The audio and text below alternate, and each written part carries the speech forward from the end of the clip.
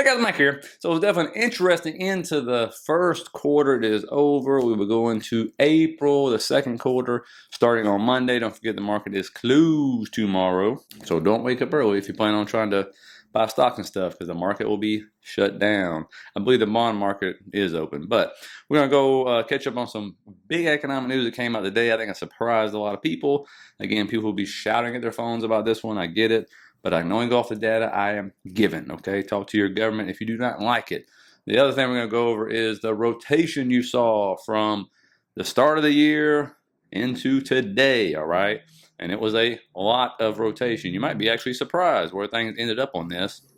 And also, we're going to go to a detailed little version I like to do. I'm probably going to start doing this more often of really what happened on IWM. I'm going to use RTY as the futures, and then I'll switch to IWM for those who want to see it. And then we'll see how some major stocks ended up. Again, we'll do Saturday's video for your questions and comments stuff. And then Sunday, we'll set up the week and starting second quarter, what we expect to see and stuff. But when you look, surprisingly, I guess it shouldn't be surprising, but again, anything to do with manufacturing orders is just hot garbage, right? So this is the Chicago PMI and stuff. It ends up dropping down. Again, we're back in contraction on this. I just did a whole memory video about this stuff. So, no surprise there. The market doesn't really care about that though. But, more importantly, again, we're spending. We spent more, actually got revised up. So we spent more than they thought we actually spent. And of course, where did GDP end up coming in at? Well, they actually revised this up too, right? And so again, I know people are like, there's no way that's true.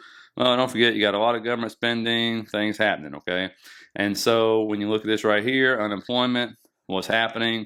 Again, the job market is still tight, okay? You can see it right there. All you got is continuous jobless claims, basically going sideways, right? They're not going up or anything.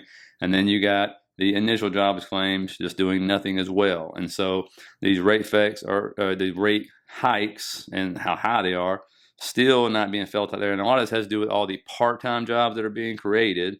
And so it is what it is. And again, the way they calculate this stuff is crazy. Now, when you look at rotation, and this might surprise you, it kind of surprised me when I looked at it, but I don't really get surprised because I look at this stuff all the time because I have a channel to have to report this on. But when you look, for the year to date, communications in front, no surprise. But look at what second, third, and fourth. Energy, industrials, financials, XLK, that's big tech. Fell all the way down to number 5. And then you can see at the bottom what's really not like that much. Utilities, XLV, when you look at the 3-month. But when you switch and say, well, let's go to like a month and see what happens. All of a sudden you go, whoa, what's at the very top? Wow, XLE, right? We've been talking about this one. XLE absolutely is number 1. All of a sudden you go, whoa. Is that utilities? Number 2, industrials number 3, financial number 4, and XLC and XLK fell way down, XLV at the bottom. So, what does this tell us? And guys, before we continue, please hit that like button. It really helps people find the video, and think about subscribing if you like a finance channel who does not try to talk over your head. Energy shouldn't be a surprise. I've been talking about that one for a while, but you got big tech way up here with the prices, right? You're paying $900 for NVIDIA, you're paying $1,000 something for SMCI, and all these other crazy, at the top stocks, whatever. And then all of a sudden there's this sector over here, right? That's way, way cheap, right? Way undervalued, performing against the SPY like crap. Okay, just hot garbage, right? And all of a sudden, money's just quietly just kind of rotating over there because April is usually, as I'll show you Sunday, is a bullish month, but after that it gets, like I told you before, it's 50-50, right? They come up with that sell and may go away for a reason, but it's really a 50-50 crapshoot, okay? Because most of us on vacation, growth percent slows down, so it's like, nobody's really big in the market at that point in time, so you don't see these huge surges like you see from November and December and end up coming in the first of the year. So the big 6 months are like November through April, and so you're starting to see them move into these underperforming sectors, especially over the last 30 days, as you can see right there, right? We'll see that's going to continue going forward. Again, XLE is still right there at that point where I'll show you that chart where, it's been a long time since it broke above it. But again, if oil starts to go, and I got to show you guys a chart on Sunday. It shows, I don't know where it's at right here, the difference between oil prices and what the stocks have done and the big gap and stuff. And you've only seen that like one time in the last 3 years, and it wasn't a good thing. So again, we'll see how that one goes. Now, how'd the S&P end up? Well, as you can see, stayed in this channel, stayed above 5,200. That was a key level that got tested, right? We talked about that a few weeks ago. And held, stay right within its expected move this week. It really wasn't no huge days like it was for small cap and stuff. Again, got above that previous all-time high to the left right there. Set a new all-time high, did not close above it. But what do you see on the monthly? 5 straight green months, okay? And so you got a 50-50 crapshoot if you look over the last, like, I don't know, 10 times this has happened, whether or not we're going to be green for April. But when you look 6-12 months out, it's a very high percentage, okay? That's really the big one you want to look at, all right?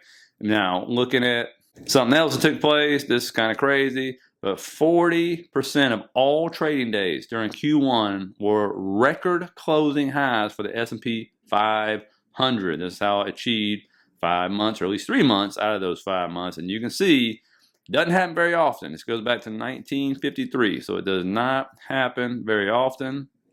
And so you got to see it here.